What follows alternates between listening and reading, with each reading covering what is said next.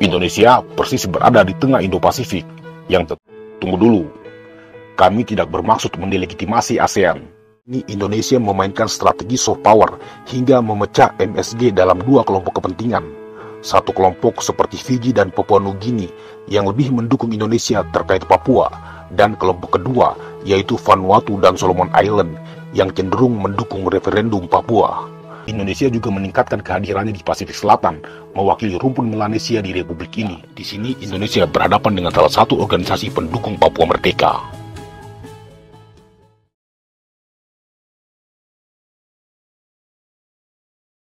Idealnya begini, saat kita ingin mengambil keputusan, maka kita harus memahami dulu siapa diri kita, termasuk mengukur kemampuan kita, dan apa yang kita inginkan. Apa sih tujuan kita? Begitu juga untuk memutuskan satu perkara dalam kebijakan luar negeri. Indonesia merupakan negara yang sangat beragam dengan banyak suku bangsa dan agama yang hidup di dalamnya, termasuk juga memiliki representasi dari ras-ras besar dan varian-variannya. Faktanya, Indonesia bukan hanya dihuni oleh ras Austronesia. Beberapa daerah di negara ini juga memiliki subras Melanesia. Ambon, Nusa Tenggara Timur, dan Papua adalah wilayah-wilayah penting bagi ras Melanesia. Mereka tidak hanya menetap di wilayah timur Indonesia, banyak dari mereka juga merantau dan menyebar di seluruh pelosok negara ini. Dari Pulau Sumatera, Pulau Jawa, Kalimantan, dan Pulau Sulawesi memiliki perantau-perantau Melanesia. Begitu juga dari sudut pandang geografi, Indonesia tidak hanya terletak di Asia Tenggara. Wilayah timur negara ini dapat digolongkan sebagai bagian dari gugusan kepulauan Oseania atau Pasifik Selatan, khususnya Pulau Besar Papua. Apakah kalian tahu bahwa di kawasan Oseania ini ada organisasi multilateral yang mirip seperti ASEAN? Namanya adalah Melanesian Spearhead Group atau MSG. Dalam video kali ini, kami akan mencoba melihat secara singkat dan padat apa kepentingan Indonesia di organisasi ini dan mengapa organisasi ini jauh lebih penting daripada ASEAN dan bagaimana posisi Indonesia dalam organisasi ini.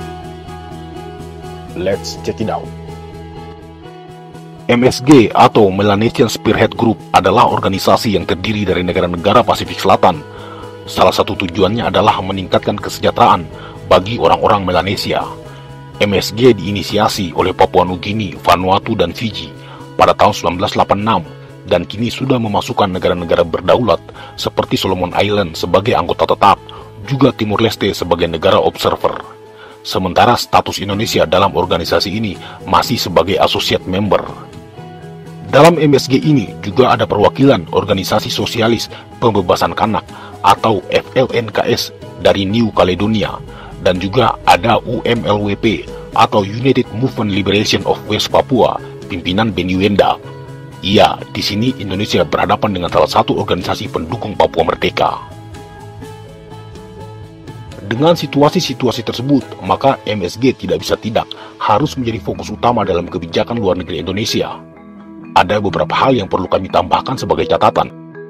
Pertama, Indonesia adalah negara yang memiliki jumlah populasi rumpun Melanesia terbesar di dunia, sekitar 11 juta jiwa, bahkan jika dibandingkan dengan seluruh total negara-negara MSG. Menurut data beberapa tahun lalu, populasi Papua Nugini sekitar 9 juta jiwa, Fiji 900.000 orang, Solomon Island sekitar 600.000, dan Vanuatu cuma 300.000. Kedua, terkait isu Papua, Vanuatu dan Solomon Island adalah dua member MSG yang kerap mengkritik Indonesia di Dewan HAM Perserikatan Bangsa-Bangsa. Dua negara ini juga merupakan pendukung organisasi Papua Merdeka. Bahkan pada tahun 2011, 2013, dan 2015, dua negara ini menginisiasi isu Papua sebagai agenda utama dalam konferensi tingkat tinggi MSG. Meski gagal terlaksana, namun organisasi ini berpeluang menjadi corong bagi isu-isu Papua yang tentu saja merugikan kepentingan Indonesia. Ketiga, MSG adalah organisasi regional yang diakui sebagai subjek hukum dalam Perserikatan Bangsa-Bangsa yang mewakili kepentingan negara-negara di Pasifik Selatan. Secara otomatis, organisasi ini memiliki pengaruh dalam proses pengambilan keputusan dalam sidang-sidang di Dewan Perserikatan Bangsa-Bangsa. Terakhir, terkait Indo-Pasifik, sebagai sebuah konsep geopolitik yang menyatukan negara-negara di Samudra Hindia dan Pasifik, maka Indo-Pasifik diprediksi akan menjadi kawasan penting yang berperan dalam ekonomi dunia di masa depan. Beberapa negara besar sejak lama telah memprediksi kawasan ini akan berkembang dalam segala aspek. Makanya negara-negara seperti Amerika Serikat dan juga Uni Eropa mulai mengarahkan kebijakan luar negeri mereka di kawasan ini, termasuk juga di Pasifik Selatan yang menyasar negara-negara anggota MSG. Well, Indonesia persis berada di tengah Indo-Pasifik yang tentu saja akan menjadi pemain utama seiring perkembangan kawasan ini. Indonesia memiliki kepentingan geopolitik untuk menstabilisasi situasi yang berkembang, apalagi adanya fakta-fakta yang sudah disebutkan sebelumnya. Pada titik inilah, maka peran aktif Indonesia di Melanesian Spearhead Group sangat relevan dengan kepentingan strategis Indonesia. Kepentingan jangka pendeknya adalah mendegradasi isu Papua sekaligus menyelesaikannya, dan jangka panjangnya akan mampu menstabilisasi posisi Indonesia dalam konsep geopolitik Indo-Pasifik di masa depan. Lalu, apakah kebijakan luar negeri Indonesia terhadap MSG sudah berjalan sesuai ekspektasi? Belum. Gini, kebijakan luar negeri dalam paradigma realis itu adalah negara harus fokus pada kepentingan nasional dan perebutan hegemoni. Negara mesti memandang dunia sebagai arena pertarungan untuk memperebutkan kekuasaan dan sumber daya. Makanya, kebijakan luar negeri harus menjadi instrumen untuk memperkuat posisi negara. Dan kerjasama dalam organisasi multilateral, termasuk juga MSG, adalah sarana untuk memperkuat diri. Kita harus akui bahwa Indonesia sangat fokus pada kerjasama ASEAN, padahal mengambil peran di Melanesian Spearhead Group untuk saat ini jauh lebih penting bagi kepentingan Indonesia. Tunggu dulu, kami tidak bermaksud mendelegitimasi ASEAN. ASEAN memang penting karena dapat memperkuat eksistensi Indonesia sebagai pemimpin natural di kawasan Asia Tenggara. Memang dalam banyak hal, ASEAN itu dapat dijadikan kendaraan bagi negara ini. Apalagi sekarang Indonesia memegang amanat presidensi ASEAN. Sayangnya dalam banyak hal, ASEAN juga banyak gagalnya. Lihat saja bagaimana penyelesaian sengketa sipadan ligitan yang gagal diselesaikan di tingkat ASEAN, malah lari ke Mahkamah Internasional yang justru memenangkan Malaysia. Terus kasus Myanmar yang tidak bisa diselesaikan di level ASEAN. Yang paling jelas soal kegagalan ASEAN adalah sulitnya menciptakan satu suara bersama dalam melawan klien Cina di perairan Laut Cina Selatan. Ini tidak bisa dibantah. Negara-negara ASEAN tidak kompak terkait Laut Cina Selatan. Filipina berjuang sendiri, Vietnam juga sendiri, Malaysia juga sendiri. Indonesia juga melawan sendirian, menolak klaim naik gas lain Cina. Bayangkan, objek sengketanya Laut Cina Selatan, sama. Lawannya juga Cina, sama. Aneh. Meskipun dalam soal kerjasama ekonomi, ASEAN harus diakui sangat progresif. Kembali ke MSG, Indonesia sebenarnya berpotensi sebagai pemain dominan di organisasi ini, bukan saja sebagai negara dengan populasi Melanesia terbesar, namun juga memiliki posisi tawar yang diperhitungkan. Mari kita buktikan. Pada tahun 2011, agenda pertemuan konferensi tingkat tinggi Melanesian Spearhead Group yang sudah disinggung tadi adalah untuk membahas isu Papua, namun Indonesia melakukan intervensi dengan soft diplomasi. Alih-alih membahas Papua, sidang MSG justru menyepakati pengangkatan Indonesia sebagai negara observer. Selanjutnya di tahun 2013, diadakan KTT untuk membahas kembali isu Papua dan juga keanggotaan West Papua National Council Liberation. Indonesia kembali melakukan soft diplomasi agar MSG menunda pembahasan status keanggotaan WPNCL. Sukses dan sidang MSG malah menyepakati kunjungan negara-negara Melanesia ke Indonesia. MSG masih belum menyerah. Pada konferensi tingkat tinggi ke-21 tahun 2015, agenda sidang untuk menjadikan UMLWP sebagai anggota tetap malah menghasilkan keputusan yang berlawanan dengan tujuan awal. MSG justru menaikkan status Indonesia sebagai associate member dan United Movement of Liberation West Papua hanya sebagai observer.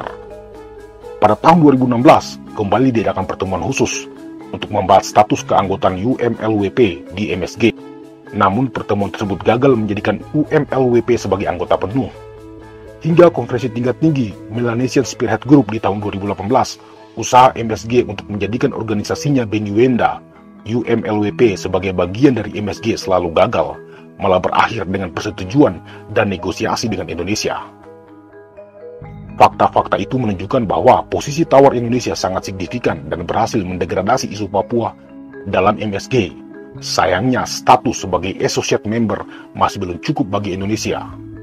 Negara asosiasi member memang masih dapat berpartisipasi dalam kegiatan organisasi dan memiliki akses informasi yang sama. Namun, associate member tidak memiliki hak suara dalam pengambilan keputusan. Jadi, kebijakan luar negeri suatu negara didasarkan pada asumsi bahwa negara adalah aktor utama dalam sistem internasional dan bahwa negara tersebut harus memprioritaskan kepentingannya untuk mencapai tujuan nasional. Dalam konteks inilah, kebijakan luar negeri suatu negara dirancang untuk memaksimalkan kekuasaan, keamanan, dan kepentingan nasional.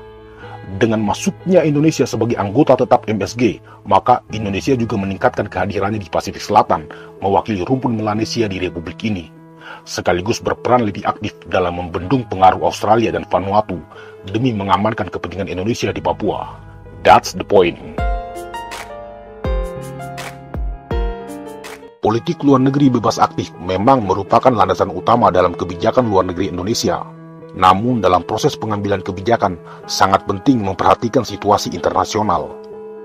Penyelesaian konflik Papua tidak hanya diselesaikan di dalam negeri, namun juga perlu untuk melakukan diplomasi yang komprehensif. Memang, saat ini Indonesia memainkan strategi soft power hingga memecah MSG dalam dua kelompok kepentingan. Satu kelompok seperti Fiji dan Papua Nugini yang lebih mendukung Indonesia terkait Papua, dan kelompok kedua yaitu Vanuatu dan Solomon Island yang cenderung mendukung referendum Papua. Indonesia menggaransi Papua Nugini sebagai observer di ASEAN, makanya negara itu cenderung berpihak kepada Indonesia. Sementara Fiji lebih mendukung Indonesia karena pasca diboikot negara-negara barat akibat kudeta yang terjadi di dalam negeri, Fiji mengaplikasikan kebijakan luar negeri Friends to All. Fiji mendekati Indonesia yang diyakininya sebagai jembatan meraih dukungan Asia Tenggara. Kebutuhan untuk berperan aktif dalam organisasi MSG jelas mewakili kepentingan strategis Indonesia dari sisi ekonomi dan politik. Secara ekonomi, Indonesia dapat memperluas akses pasar bagi produk-produknya ke wilayah tersebut dan membuka peluang kerjasama investasi dan perdagangan secara lebih baik. Secara politik, kehadiran Indonesia dalam MSG juga dapat memperkuat eksistensi negara ini dalam diplomasi global dan regional. Indonesia dapat memanfaatkan posisi strategisnya untuk menjadi pemain penting di Oseania, sekaligus memproyeksikan kepentingannya di Indo-Pasifik di masa yang akan datang. Kemudian, kedekatan geografis antara Indonesia dengan negara-negara anggota MSG adalah faktor kunci untuk masuk ke dalam grup tersebut. Bukan saja sekedar kerjasama ekonomi, tapi juga pertahanan keamanan, termasuk perubahan iklim dan isu-isu global lainnya. Pertanyaannya kemudian adalah, apa yang bisa ditawarkan Indonesia ke MSG? Selama ini, Indonesia memang banyak memberikan bantuan keuangan kepada negara-negara di Pasifik. Antara 1999 sampai tahun 2016, Indonesia telah menjalankan setidaknya 182 program untuk 1.400 peserta dari negara-negara di kawasan Pasifik melalui organisasi Pacific Island Development Forum atau PIDF. Yang terbaru, Indonesia membentuk Indonesia Agency for International Development atau Indonesia EID yang menyalurkan dana kepada negara-negara di Pasifik Selatan. Data tahun 2021, sekitar 18 juta dolar sudah dikeluarkan pemerintah Indonesia. Diplomasi bantuan ini memang jangka pendeknya mampu mengakomodasi kepentingan Indonesia, namun tentu saja ini sangat tidak efektif. Tawarkan saja akses pasar bagi produk-produk negara-negara MSG, toh persaingannya juga ketat, belum tentu mengeliminir produk lokal. Dengan GDP sekitar 1 triliun dolar dan populasi yang signifikan, tentu saja itu dapat men-trigger negara-negara kecil di MSG untuk bekerja sama dengan Indonesia. Sebagai negara besar di Asia Tenggara, kehadiran Indonesia juga secara nyata mampu memperkuat posisi MSG di kancah global. Jadi ada timbal baliknya. So, daripada fokus pada ASEAN, saatnya Indonesia melihat lebih jauh ke Pasifik dengan mengambil peran dominan dalam organisasi Melanesian Spearhead Group. ASEAN memang sangat penting. Untungnya, sistem kerja ASEAN sudah terbangun secara kuat, sebagai organisasi juga sudah cukup matang dan mapan bila dibandingkan dengan MSG. Dengan peran aktif Indonesia di MSG, sekaligus juga berkontribusi dalam membesarkan organisasi ini. Makanya Indonesia dapat memainkan posisi kunci dalam dua organisasi regional secara bersamaan. Jika ASEAN itu mewakili Austronesia, maka MSG mewakili Melanesia. Saatnya mengambil peran. Let's go to Pacific. Karena Indonesia bukan saja Austronesia, Indonesia juga Melanesia. Begitu menurut pendapat kami. Jika kalian punya pendapat berbeda, silakan komen di bawah.